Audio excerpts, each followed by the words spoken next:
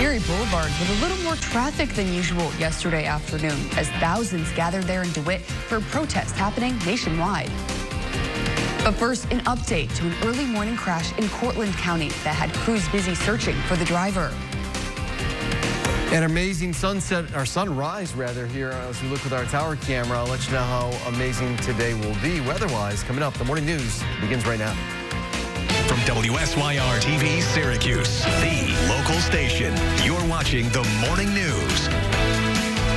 Good morning. I'm Kendra Brodus. It's 7 o'clock. Thanks for joining us and happy Sunday. Another warm start to the day and temperatures will keep climbing. Let's get right to Storm Team Meteorologist John DePasquale. Good morning, John. Good morning. That is a sunrise, by the way. Sunrise, and did you cook it up just for us, just for today, just for a nice Sunday that you get to tell us about? I get to tell you about it. I know. I love giving good news to everybody, okay? Especially on the weekend, right? Everybody's got plans out and about, whether it's yard work, which not always the most fun, but going to be going to the Zubu. Yeah.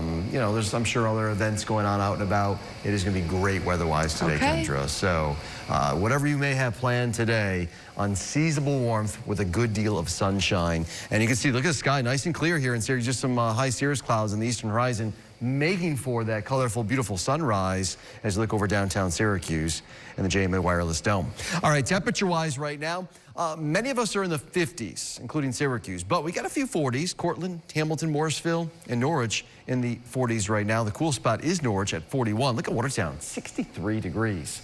Radar showing it is quiet, and it's going to stay that way. I anticipate the day to be dry, windy. It turns windier as we go through the morning into the afternoon. At times, winds could gust to near 40 miles per hour. May cause a few power outages into early tonight.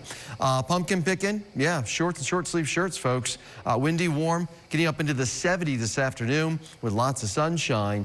Rain arrives, but when? I'll let you know when that arrives, how much could fall, and when our temperatures start to fall. Coming up in just a bit, Kendra. John, thank you. We start this morning in Cortland County, where a driver has been located following an early morning crash. At around 5 yesterday morning, the Virgil Fire Department responded to a car rollover on Route 392 near Timmerman Road. When they got there, the crew found this car completely destroyed and smashed up against a tree with airbags deployed. At first, no driver was located at the scene or surrounding areas. A few hours later, the fire department shared that the driver was accounted for, but did not release any other details. We've reached out to the Cortland County Sheriff's Office for more information. Staying in Cortland County, a driver is not hurt after being trapped in a combine that flipped over. The combine was found on East River Road in the town of Homer just after 5 on Friday evening, down the road from Tioga Farms. Cortland Sheriff's deputies say the combine had a mechanical issue, leading the driver to lose control. The combine went off the road, hit a telephone pole, and flipped on its side. Fortunately, the driver was evaluated on scene, but was not injured. Well, if you were running errands in DeWitt on Erie Boulevard yesterday afternoon, chances are you noticed the thousands of people lining the streets as part of the No Kings protest. Nationwide, people took to the streets to protest against President Donald Trump and his administration. In central New York, there were rallies in DeWitt, Cortland, Ithaca, and elsewhere across the region. Organizers say these demonstrations are a response to the Trump administration's policies and leadership style. Earlier this week, President Trump responding to what would be yesterday's protests by saying, quote, "I hear very few people are going to be there, by the way, but they have their day coming up and they want to have their day in the sun." Switching over to sports, Orange Nation waking up on the wrong side of the bed this morning after the SU football team lost for the third game in a row. The Pittsburgh Panthers taking the win 30-13.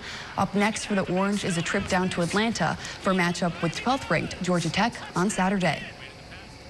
On your marks, get set, go. The Great New York State Marathon steps off in under an hour, but cars driving on the Onondaga Lake Parkway will have to come to a halt. The parkway is currently closed in both directions between Park and Oswego Street for the race. There are detours in place directing drivers to Old Liverpool Road. The road will reopen at 3 this afternoon. With under 2 weeks to go until Halloween, do you have your Halloween costume yet? If you do, you can take it for a test run of trick-or-treating at the Rosamond Gifford Zoo. From 10 to 3, the zoo transforms into a hauntingly fun destination with creepy, crawly animal encounters, face painting, and bring your treat bags for goodies. The event is free with zoo admission.